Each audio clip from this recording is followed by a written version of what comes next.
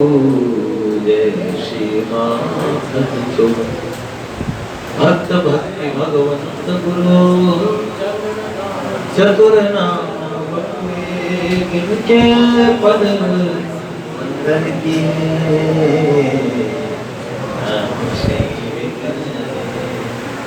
नारायणं नमस्कृत्यं नरं चैव नरोत्तमं देवी सरस्वतीं व्यासं ततो जयमुदीरये श्री लाडली लाल की भक्तवत्सल भगवान की जय जय श्री राम। कैसे हैं हम सब लोग? ठीक, आनंद मंगल, जय जय। आरती में नन्ही भगवती को बुला लेंगे, वो प्रतीक्षा में ही रहती है। उसका वो सोचते कब आने का समय हो गया।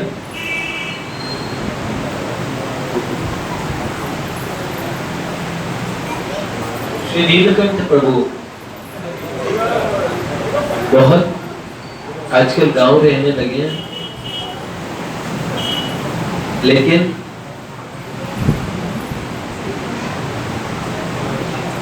ये खुद गाय हैं, भैंसे पालते हैं, बहुत सीधे, इतने सीधे।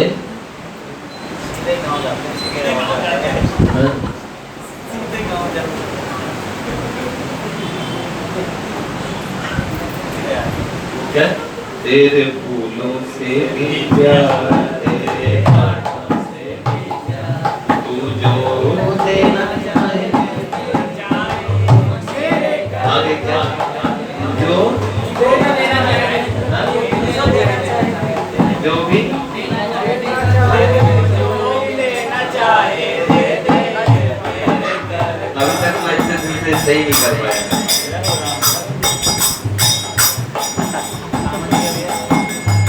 अब बोलो, मैंने ये क्यों गाया? जो क्या तू जो भी देना चाहे दे दे, तेरे दरगाह तेरे फूलों से तू जो भी देना चाहे दे दे।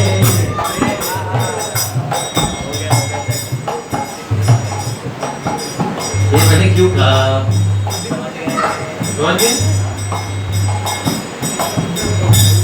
तेरी गैया से भी प्यार, तेरे भैंसों से भी प्यार,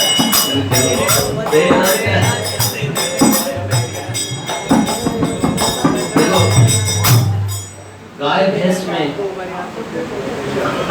जीवन का बड़ा हिस्सा निकला जा रहा है। इसलिए मेरी इच्छा थी कि थोड़ा समय इस जीवन दे दिन चार, इस जीवन दे दिन चार, हम आवे न आवे ये गंगा भरोसा यार, जब आवे न आवे ओए ओए ओए ये गंगा भरोसा यार। आप लोग पंजाबी है ना, इसलिए आपको समझ में आ रहा होगा।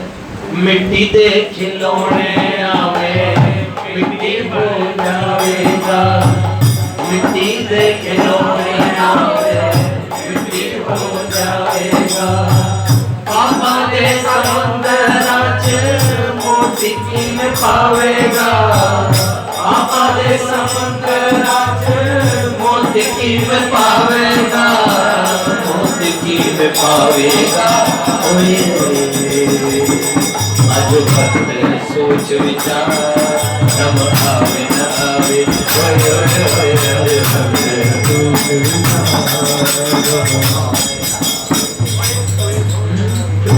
प्रभु का बुलावा जब बस तेरे आवेगा, नाम ना खजाना एको नाल तेरे जावेगा, नाम ना खजाना एको नाल तेरे जावेगा।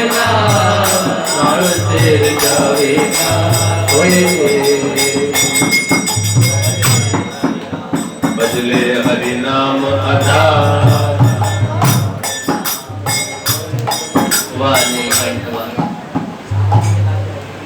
तो बात सही है, फुर्सत हमें निकालनी ही पड़ेगी है। कैसे काम चलेगा ऐसे?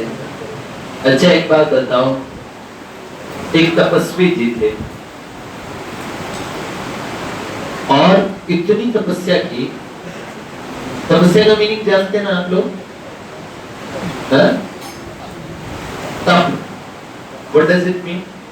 तप मतलब क्या होता है आप बताओ। आप अपनी समझ से बताना। मतलब जैसे सोना हो रही, तप मतलब क्या? हाँ, इन्होंने तपस्या का जो स्वरूप बताया छोटे बच्चे ने, इन्होंने बहुत अच्छा, तो बहुत इंटेलिजेंट हो क्या, उनका ध्यान रखना, मतलब ध्यान में उन्हें रखना, भगवान को ध्यान में रखना। देखो इन्होंने तपस्या बताई, तपस्या का अलग अलग मतलब लोग निकालते। तप मतलब तपाना, तपना होता है ना। हाँ? आप नाम जब कीजिए, देखो यहाँ पे आ रहे हैं आप लोग, कितनी गर्मी है बाहर, कितनी सुंदर सुंदर अच्छी अच्छी हवा चल रही है ना? तो आप तपस्या ही कर रहे हैं। जीवन में सत्य के साथ लगे रहना, ये अपने अपने तपस्या है। कोई एक नियम ले ले, उसके साथ में उसे फॉलो करना, ये भी तपस्या है। तपस्या के भिन्न भिन्न स्वरूप है भैया। तो कई लोगों ने तपस्या ये माना, फिजिकल एक्सरसाइज भी तपस्या है।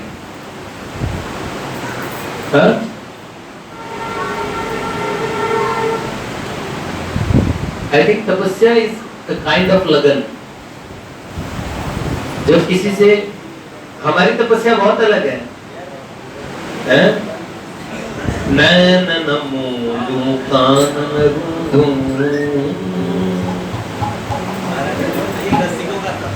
रसिकों का तप। हमारे जीवन लाडला,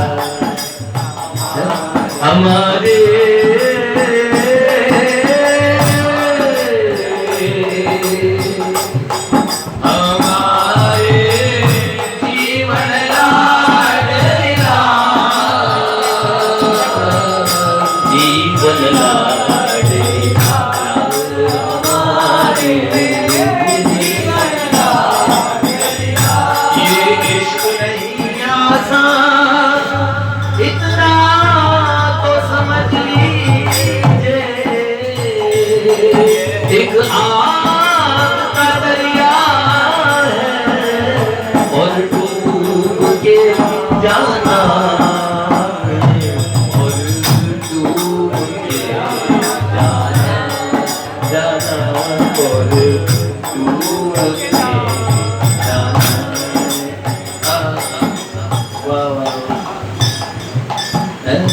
हमारा भी तो क्यों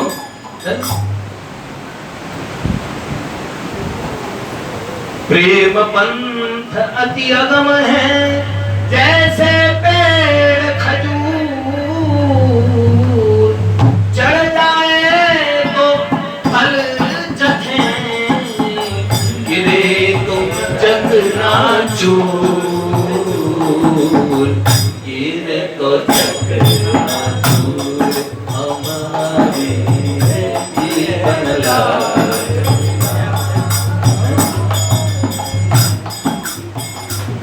सखीरी मनमानी की बात, आप एक क्या बताएंगे? सारा सारा तपस्या, भक्तों की तो तपस्या ही अलग रही है?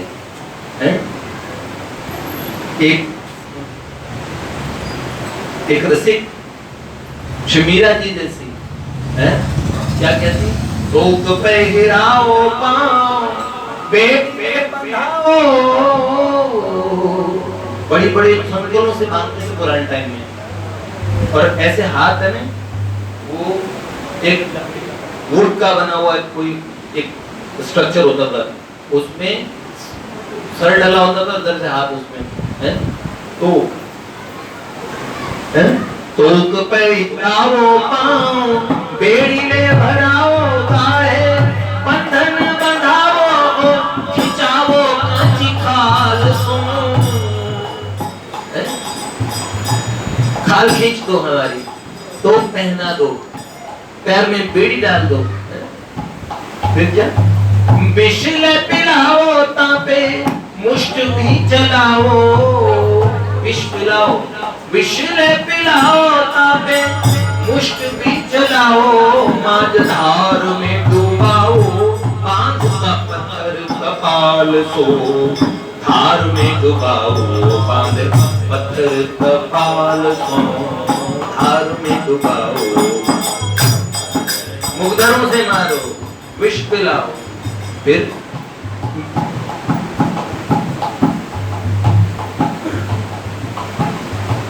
क्या था? गिरीते गिराओ काले, नाग से डसाओ फेरू, आग भी लगाओ, अपने तुषाल सो, आग लगा दो, जैसे भाई रतिदास मतीदास को मारा गया था वैसे। बिछुले बिछाओ तापे मोहिरे सुलाओ, प्रीति न छुड़ाओ गिरधारी नंदलाल सो, प्रीत न छुड़ाओ गिरधारी नंदलाल सो, प्रीति न छुड़ाओ गिरधारी नंदलाल सो, वृंदावन की रही गैल श्री, वृंदावन। अब बोलो कई तरीके से रहते हैं, तपस्या करते हैं, हिमालय के जोगी कैसे तपस्या करते हैं, एकांत में, जहाँ कोई नहीं जाता, वहां गिरिगोरों में बैठे हुए, और योगी महात्मा हजारों हजारों वर्ष की आयु में जीने वाले हैं।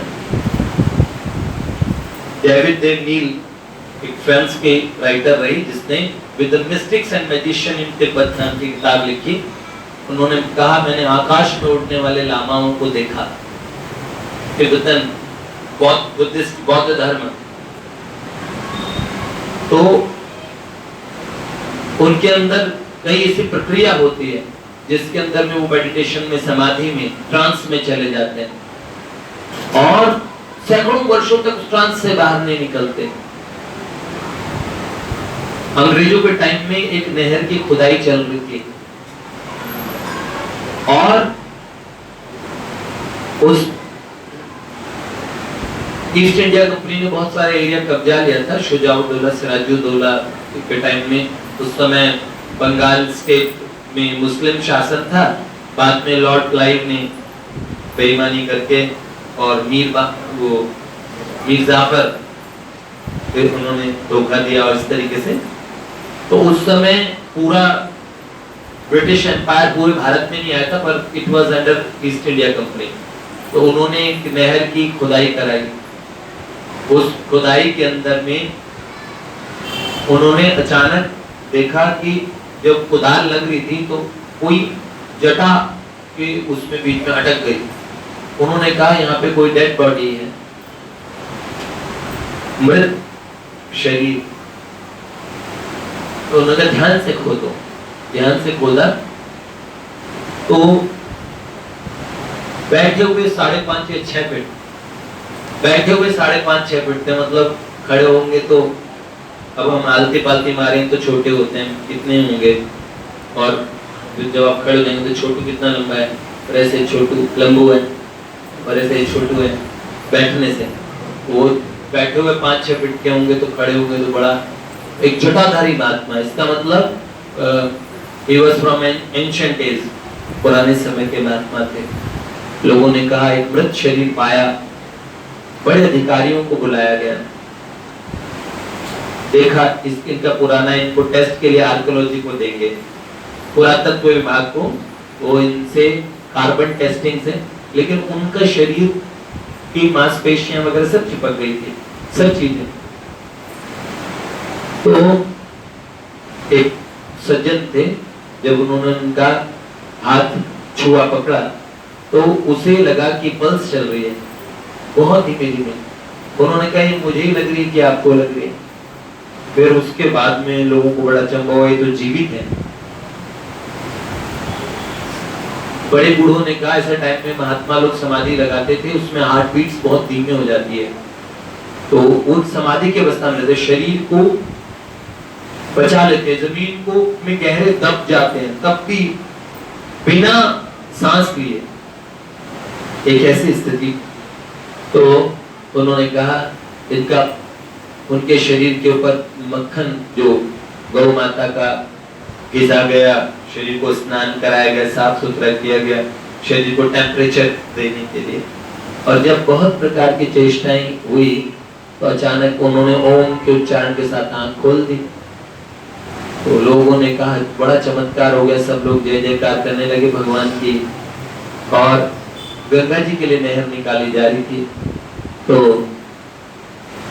लोगों ने पूछा उन्होंने महाराज जी से कि महाराज जी ने तुरंत सब लोगों को देखा तो उन्हें लोग पोने पोने लगे।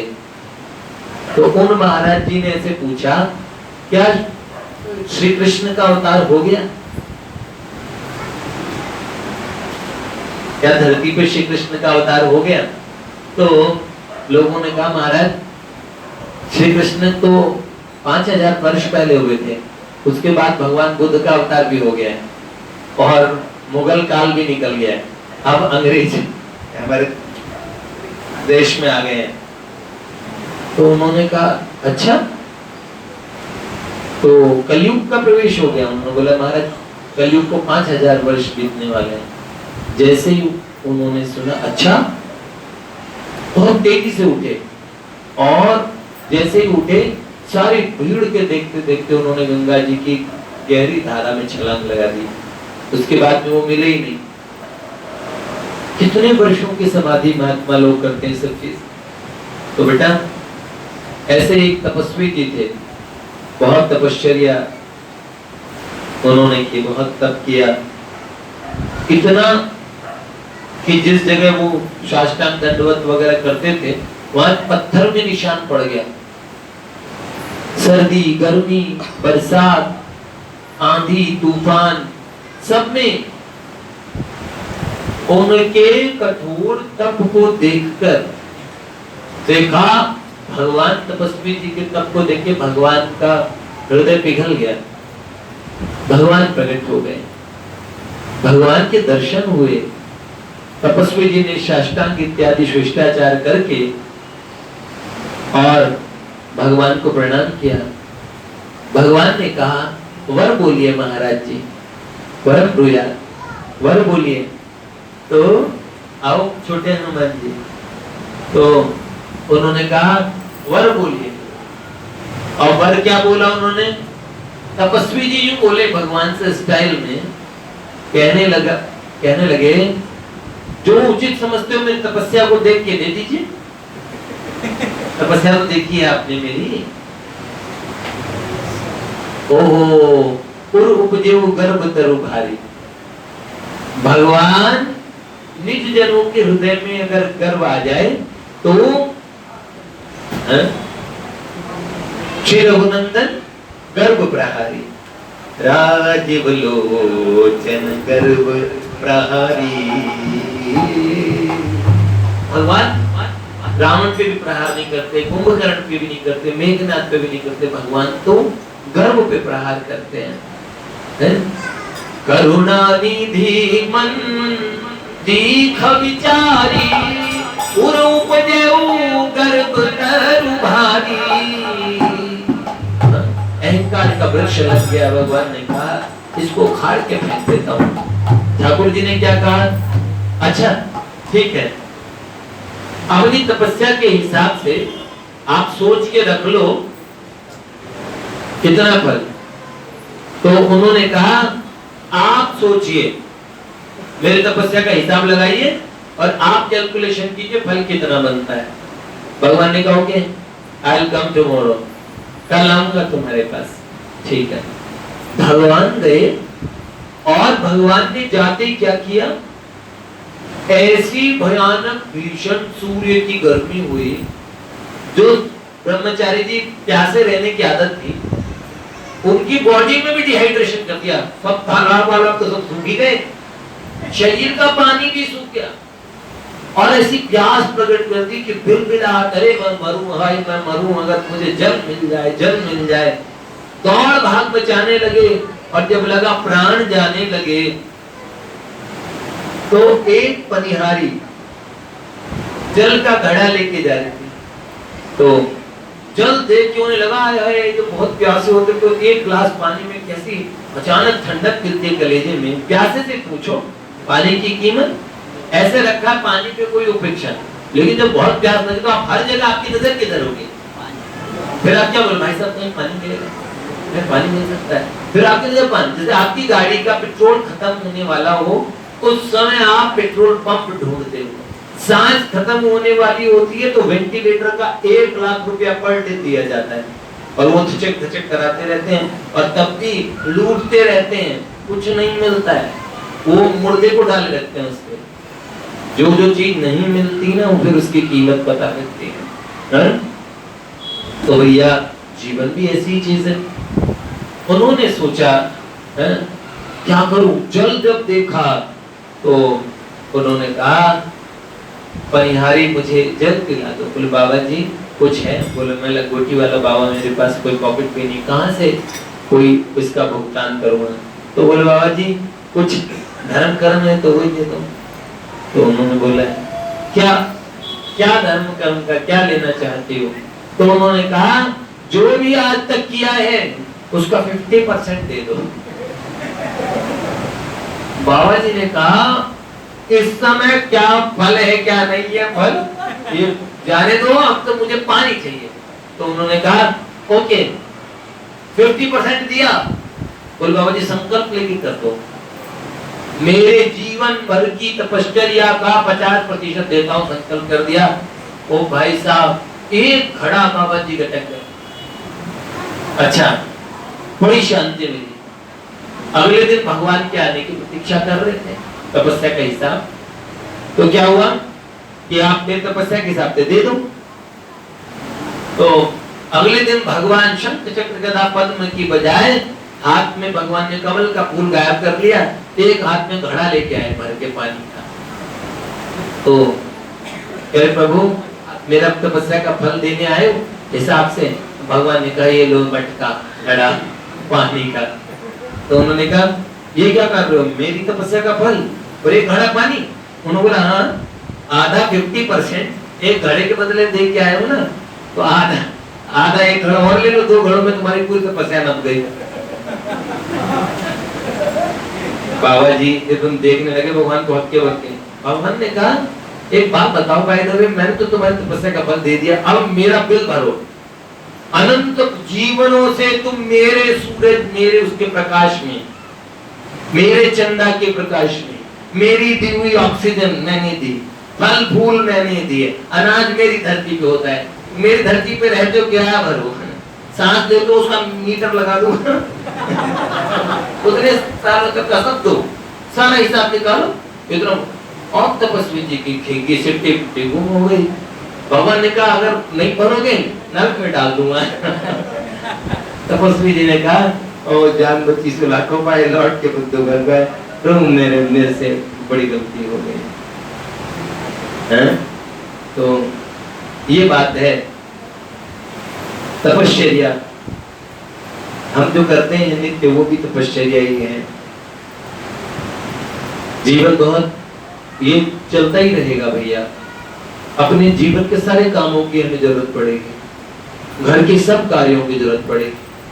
आप जो लोग चले गए ना उनसे पूछो, जीवन बहुत बेशकीमती होता है। भगवत गीता में भगवान ने कहा जीवनम सर्वभूतेषु। आज हम कहेंगे ना हमारे पास समय नहीं है, झूठ बोल रहे हैं, हमारे पास समय नहीं है, हम झूठ बोल रहे हैं। एक बार चेक करें क्या वास्तव में हमारे पास समय नहीं है। सच बताऊं मैं आपको, एक दिन हम भगवान से ऑनेस्टली कहने लगते हैं भगवान हमारे पास समय था है? पर क्यों मैंने मानुष का जन्म तुझको, भगवान ने कहा मैंने तुझे मनुष्य का जन्म दिया था, हीरा दिया जो तू बिरथा गंवाए तो मैं क्या। आप इतनी देर में व्हाट्सएप, फेसबुक, आप इंटरनेट पे या मोबाइल के लिए तक भी आपके पास समय है, आपके पास विश्व मोहन, मनमोहन, श्री श्याम सुंदर भगवान के लिए समय नहीं है। जो तू बिरथा गंवाए, तो भगवान कहते मैं क्या करूं? क्यों?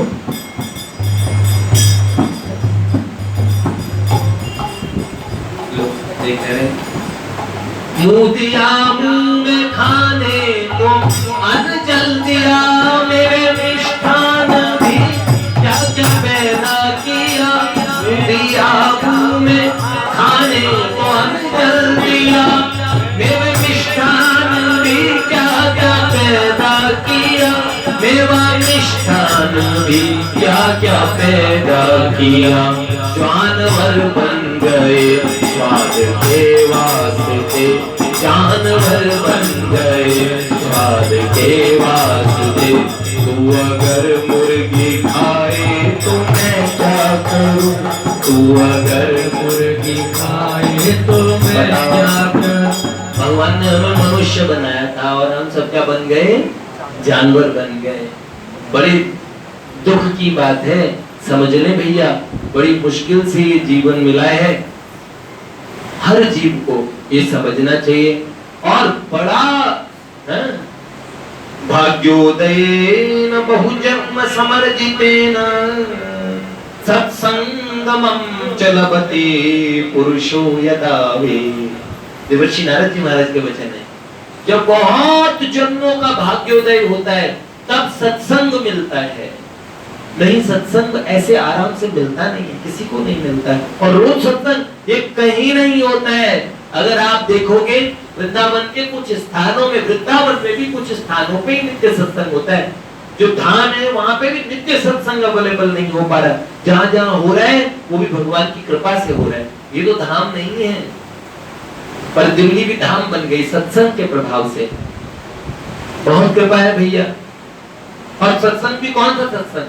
जहां सिर्फ भगवान को भगवान बताया जाता है, भगवान की भक्ति की वार्ता होती है, महापुरुषों संतों की बात जरूर होती है, लेकिन किसी भी जगह ऐसा नहीं कि किसी व्यक्ति को भगवान के स्थान पे बिठाने का प्रयास या कोई ऐसा प्रोपेगेंडा। बड़ी मुश्किल से आज के सत्संग का स्वरूप दुर्भाग्य से ऐसा हो गया है, भगवान को पीछे कर दिया गया है। और बड़े ये बात है, कलयुग का असर है ये। क्या बता रहे थे हम?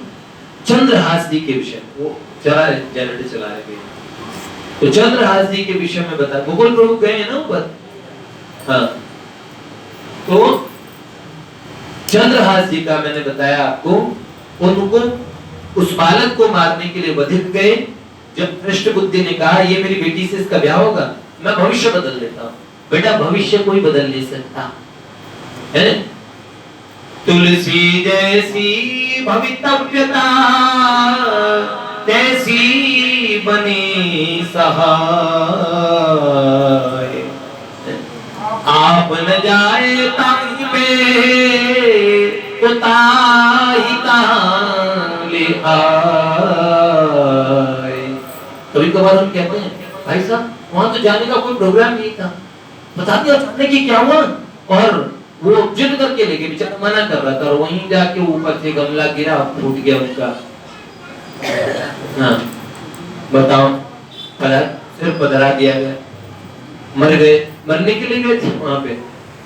एक बार भगवान कैलाश जा रहे थे, विष्णु भगवान गरुड़ जी पे विराजित थे, बाबा भोलेनाथ से मिलने जा रहे थे। रास्ते में और एक घर में दो दूल्हों की बारात आई थी, इधर से भी दूल्हा आ रहा, उधर से भी दूल्हा।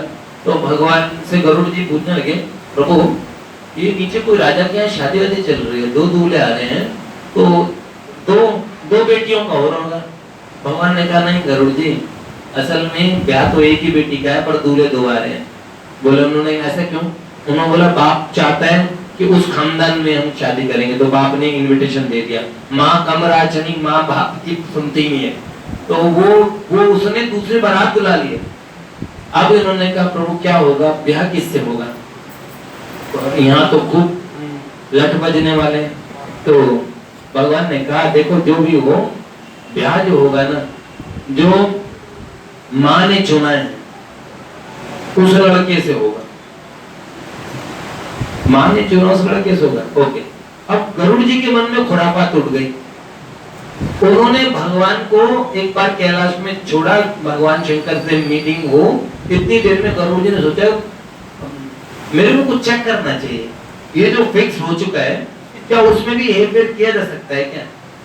सारी चीजें फिक्स नहीं है, बहुत सारी चीजें आपके कर्म की उसमें है, बहुत सारी चीजें होनी ही है, वो होने में डाली गई है। कौन कौन सी चीजें होनी है और कौन कौन सी चीजें आपको करनी है, पर आपको कर्म हिसाब से कभी कभार आप बहुत परफेक्ट नहीं करते हैं, लेकिन अचानक वो हो जाता है जो आपके परफेक्शन को इधर उधर कर देता है। कभी कभार जो घुंचू से घुंचू आदमी, उसने जो तैयारी की पूरा पेपर ही वो आता है, उसके हिसाब से सेट किया था, तो वो मूर्ख नंबर लेके आता है टॉपर्स वाले हैं। और टॉपर जिसने 0.1% प्रिपरेशन नहीं की थी, 99.9% की जो 0.1% जो नहीं किया था, सारा उस 0.1% में से आ गया। अब वो हाय हाय करके रो रहा है। अब वो इंटेलिजेंट क्या घोंचू है, और वो घोंचू इंटेलिजेंट है? ऐसा नहीं है। एक ऐसा फैक्टर होता है जिसको कोई नहीं, वो अज्ञात है, उसे अज्ञात को बोलते हैं, उसे अदृष्ट बोलते हैं, प्रारब्ध बोलते हैं। भैया क्या हुआ, उन्होंने गरुड़ जी ने जो माँ वाला दूल्हा था ना जिससे ब्याह होना था, उसे किडनैप कर लिया, उसे उठा के ले गए और कहां पे, एक समुद्र में टापू का आइलैंड पे छोड़ दिया। और दूल्हा बेचारा उसके दिल के अरमा आंसुओं में बह गए। उधर वो मैया को जैसे पता लगा ना दूल्हा की, तो तेरे बाप नहीं करवाया होगा ऐसा, तो उसने क्या किया, दूल्हे के बाप से बात की कि अपनी बेटी को मिठाई की टोकरी में बिठा दिया और कहा सारे सामान में, और उनको कहा कि मिठाइयों के सामान के साथ में उठा के ले जाओ इसको, और उस लड़के को ढूंढवाओ, और कहीं भी मिले ब्याह तो किसी लड़के से होगा। अब उन्होंने मिठाई के टोकरे में वो अपनी बेटी को बिठाया। इधर गरुड़ जी के मन में आता है कि सारे लोग तो चाहे देखो, अब शिष्टाचार के नाते वहां से भूखे प्यासे तो कोई नहीं आएंगे, सब लोग आएंगे, कुछ माल वाल उड़ा के आएंगे। बारातियों को कौन सा दुख होता है, बाराती तो खाने जाते हैं। बेगानी शादी में अब्दुल्ला दीवाना है, उनको क्या फर्क पड़ता है भाई साहब, वो उनका सब खाएंगे पिएंगे, वो बेचारा अकेला टापू पे बैठ के है और दुख मना रहा है। एक तो उसको दुल्हन भी नहीं मिल रही, और ये भी वैष्णव हृदय है ना, तो इतने सारे मिठाई के सामान रखे थे, पर गरुड़ जी ने वही टोकरा उठाया। उनके ये भारी भरकम है, कई दिन का कोटा पूरा हो जाएगा। वो टोकरा उठाया और वो सामने उस दूल्हे के सामने ले जाके रख दिया, और जैसे ही वो टोकरा रखा गया, टोकरे में से छोकरी निकली। गरुड़ जी तो हक्के बक्के रह गए। दुल्हन पहचान गई दूल्हे को कि ये वही वाला जो मेरे मैया ने दिखाया। इतने खुश हुए, राजकुमार की भी आंखें भी एकदम प्रसन्नता के अश्रुओं से भर गई, आनंद अश्रु हो हैं। और भैया राजकुमारी तैयार बैठी थी, दोनों जने, और टापू पे मिले, उनका ब्याह कौन करे, मुहूर्त हो गया। तो उन्होंने कहा अब हमारा ब्याह होना था। तो गरुड़ जी को आखिर में बड़ी दया आई, उन्होंने कहा इनका पंडित जीवन के ब्याह मैं ही कराता हूँ। वेद मंत्र पढ़े वो गरुड़ जी ने, और उनकी पेट बावरी करवा दी, अग्नि का आह्वान किया। जब भगवान के पास गए तो दोनों पति पत्नी को तो पहले छोड़ के आए, बोले एक तो इन्हें सैर करानी पड़ी, ब्याह कराना पड़ा, प्रभु आपकी भी लीला अनोखी थी, सारा ब्याह हमसे ही करवा दिया। भगवान ने कहा गरुड़ जी तुमसे ही होना था, है?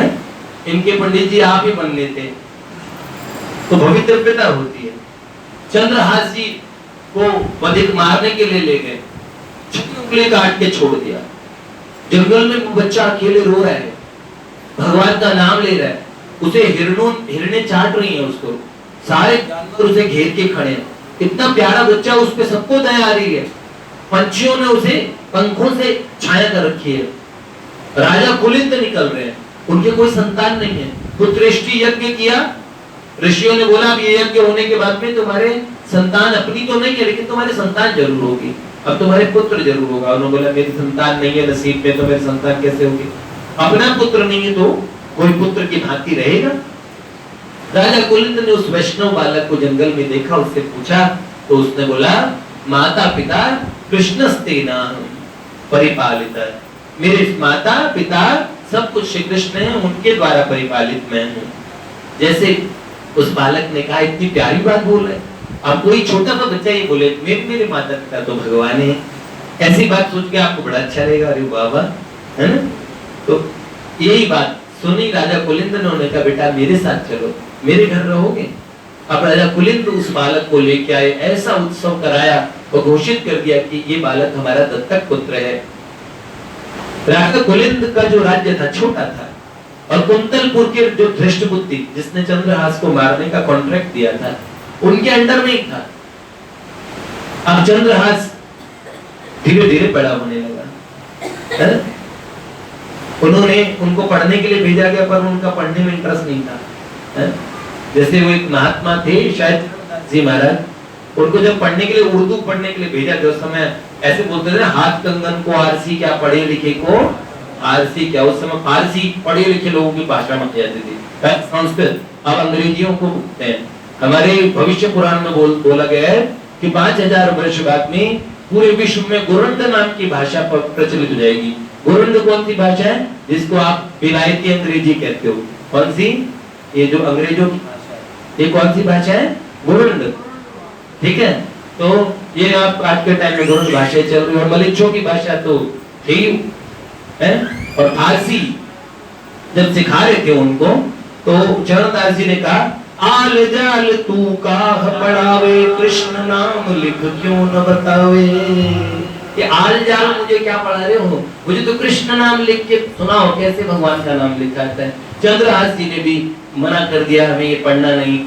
गुरुजनों ने शिकायत, राजा कुलिंद ने कहा मेरे बेटे को जो पढ़ना है सो तो भगवान की भक्ति के ग्रंथ उन्हें पढ़ाए गए। चंद्रहास बड़े हुए, युवराज बन गए, तो अपने राज्य में घोषणा कर दी कि मेरा दुश्मन होगा वो जो भगवान की माला नहीं करता। जैसे राजा गोपाल थे, उन्होंने अपने राज्य में घोषणा कर दी मेरे यहाँ कीर्तन हुआ करेगा, मोहल्ले मोहल्ले में कीर्तन, सबको अटेंडेंस देनी पड़ेगी। तो आज भी बंगाल के लोग इसे गोपाल सिंह की बेगार कहते हैं। और आप जानते हो भगवान उनके लिए भास्कर पंडित नाम के मराठा योद्धा लड़ने आ गए थे, राजा गोपाल सिंह के किले को घेर लिया। तो राजा गोपाल सिंह ने किले पे से अटैक कराने के बजाय अपने उनके सेनापति ने कहा हम तो युद्ध करेंगे। तो राजा गोपाल सिंह को कीर्तन पे इतना विश्वास था, उन्होंने सब सैनिकों को कहा ये लोग हम पर मंजीरे और ये नगाड़े वगाड़े ये बजाओ और भगवान का जोर जोर से नाम कीर्तन करो। तो सैनिकों को इतना गुस्सा आया, उन्होंने कहा इस राजा ने तो हमें कीर्तनिया बना के छोड़ दिया। सेनापति ने कहा एक बार मुझे मौका दो, ये भास्कर पंडित क्या है, हम छोटे राजा से, लेकिन हम सब क्षत्रियों में आज भी बड़ा दम है, हम इसे लड़के भगा देंगे, युद्ध करेंगे ना, मारे जाएंगे, ज्यादा ज्यादा क्या शहीद हो जाएंगे। लेकिन राजा गोपाल सिंह ने कहा चिंता की क्या बात है, भगवान का नाम क्या रक्षा नहीं कर सकता, भगवान का नाम लेना तो वीरों का काम है। उन्होंने कहा अब लेकिन ऐसा विश्वासी राजा हो, वो कोई एकादशी नहीं करता था ना तो जेल में डाल देते थे उनके सीआईडी वाले से, ऐसे गोपाल सिंह थे। और जब उनके ठाकुर मदन मोहन जी के सामने कीर्तन शुरू हो गया, भास्कर पंडित को झान जी बात सुनती, वो हमेशा हंसते थे बाहर। उन्होंने कहा ये राजा कब तक बाहर नहीं निकलेगा, इनके राशन पानी खत्म हो जाएंगे। एक दिन लोगों ने बोला किले में राशन पानी खत्म हो गए हैं और हम तो मारे जाएंगे, इस सैनिक कमजोर हो रहे हैं, अरे हम लड़के मर जाए, अच्छा एक बार में परमिशन तो दो। राजा साहब ने कहा नहीं भगवान का कीर्तन करते रहो। और भैया ठाकुर जी को एक दिन जब देखा ये लोगों का विश्वास टूटता जा रहा है, तो उनके ठाकुर मदन मोहन जी क्या सफेद घोड़ा, जो वहां का सबसे अच्छा उत्तम नस्ल का घोड़ा था, उस घोड़े पे ठाकुर जी निकले और उनका क्या नाम है किले के पट खोल दिए, अपने आप पट खोल गए।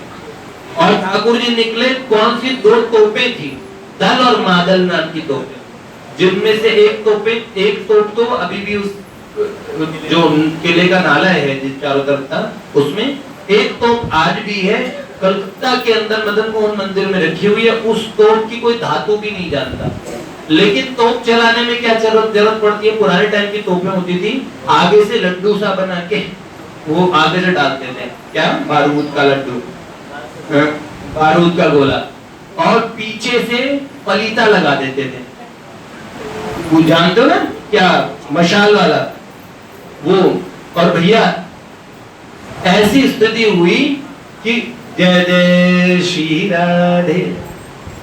आइए आज तो बहुत विशेष बात है भैया, आज हमारे इस बीच शिव वंदित प्रभु जी आए, प्रभु जी के लिए चेयर मंगा देते हैं, प्रभु जी प्लीज।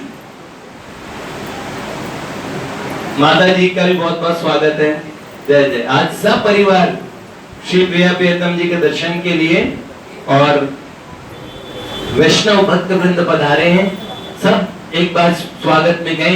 जय जय श्री राधे, जय जय श्री राधे, जय जय श्री राधे, श्री लाडली लाल की जय। ये 2 तोपें दल और मादल नाम की, नाम संकीर्तन राजा गोपाल सिंह कराते रहे।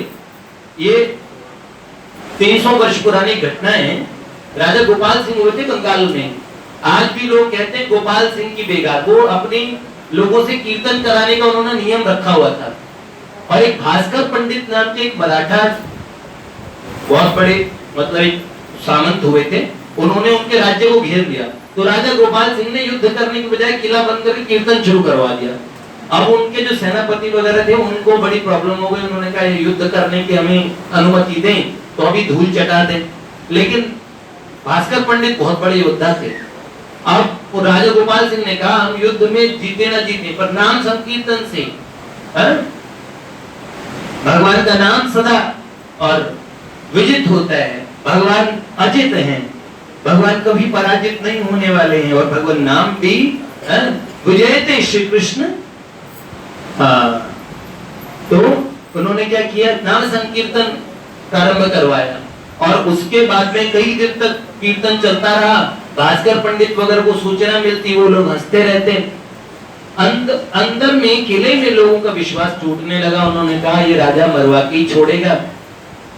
उनके ठाकुर मदन मोहन जी एक घोड़े पे बैठ के बाहर निकले और 2 तोपें थी दल मादल, जिनमें दल नाम की तोप अभी भी है और मदन मोहन मंदिर कलकत्ता के पास एक स्थान है, वहां पे है। उस तोप की धातु आज तक किसी को नहीं पता। और तोपों के लिए आवश्यक होता था उस समय पहले और बारूद लगाना और फिर उसमें पलीते लगाए जाते थे, तब वो विस्फोट होता था। वो तोपें अनवरत चले जा रही थी और उनमें धमाके हो रहे थे। बस इतने धमाके हुए भास्कर पंडित को अचंभा है। एक वर्तुलाकार एक घोड़ा घूम रहा है सर्कल में, किसी को निकलने का मौका नहीं दे रहा। और एक योद्धा जिसकी नजर पड़ी, उन्होंने कहा बस वो उसके लिए मतलब समझ लो अंतिम समय ही था। तथैव चान्य नरलोक वीरा यह आहवे कृष्ण मुखारविंदम नेत्रे पिबंतम नयना विरामम पार्थास्त पूत पद्मा परस्य। कैसे भागवत जी में आता है कि जब जो कौरवी सेना थी अधिकांश लोग भगवत धाम चले गए। कैसे चले गए? उन्होंने कहा तथैव चान्य नरलोक वीरा, जितने भी राजा लोग थे नरलोक के वीर कहे जाते थे, यह आहवे कृष्ण मुखारविंदम, वो मरते समय कृष्ण का मुख देखते थे। अर्जुन को घेरो, वो देखो जहां श्री कृष्ण है। और उस समय जैसे उधर देखो उधर पार्थ का बाण आता था, नेत्रे पिबंतम नयनाभिरामम, नेत्रों से पीते थे नयना अभिराम स्वरूप को। और पार्थास्त्र, और जिससे पार्थ का अस्त्र उन्हें छूता था पवित्र हो जाते थे। और पद्मापुरस्य, तत्काल भगवान जो मुनिगण निलय भगवान का वैकुंठ धाम है, वहां पे सीधा पहुंच जाते। इतने जो किसी समय के और इतने दुर्दांत राजा हुआ करते थे, वह पवित्र होके भगवान के धाम चले गए। भास्कर पंडित ने उस योद्धा को देखा था, घोड़ा भीतर चला गया, वो तुप्पे कैसे चली किसी को आज तक नहीं पता लगा। लेकिन भास्कर पंडित जब उन्होंने संधि का प्रस्ताव भेजा, राजा गोपाल सिंह से कहा, हम ऐसे महायोद्धा को देखना चाहते हैं जिसने एक घोड़े पे 2 तोपें लेके और ये कमाल किया, और जहां हमारी हजारों की सेना में भगदड़ मच गई, हजारों सैनिक वीरगति को प्राप्त हुए, लेकिन उस एक योद्धा से मिलाओ। जब आपका एक योद्धा इतना बलवान है, तो गोपाल सिंह जी ने कहा, वो एक योद्धा कौन सा? तो आप जानते हैं, उनका श्वेत घोड़े पे कोई निकल के आया था। उन्होंने कहा, श्वेत घोड़ा कौन सा?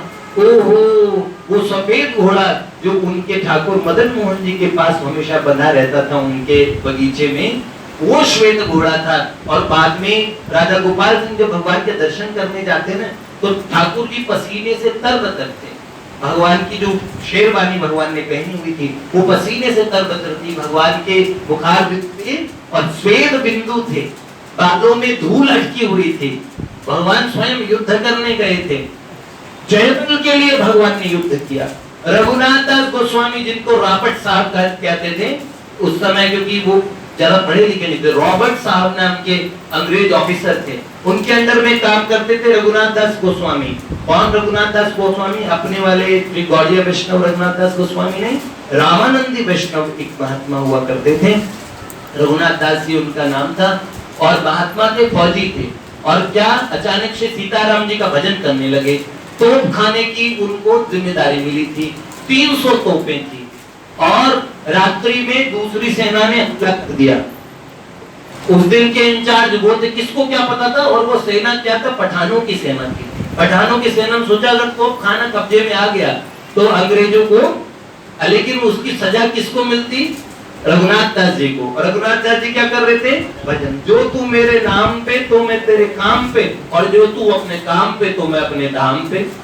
तो क्या किया?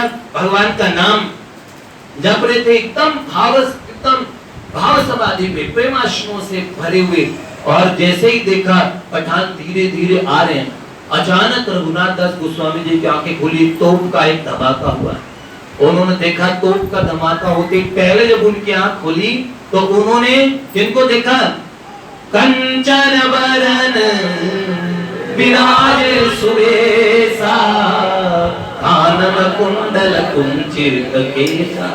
हनुमान जी महाराज मशाल लिए खड़े हैं, एक तोप में आगे बारूद लगाया और मशाल लगाई, धमाका हुआ। देखा तो इतने बानर खड़े हैं, एक एक तोप को चला रहे, और तोपें चल रही है, इतने तोपें। और बाद में रॉबर्ट साहब को पता लगता है कि एक आदमी उसने 300 तोपें चलाई। तो इनको तो उन्होंने कहा गवर्नर से, हम इनको पुरस्कार दिलवाएंगे। जिस दिन उनको पता लगा, उसी दिन से उन्होंने अपनी आर्मी की सर्विस से रिजाइन दिया, और सदा के लिए उन्होंने महात्मा करवा कोपीन लेके, और सदा के लिए क्या भगवत भक्त, संत भगवत भक्त तो थे ही, लेकिन संत विरक्त स्वरूप धारण कर लिया।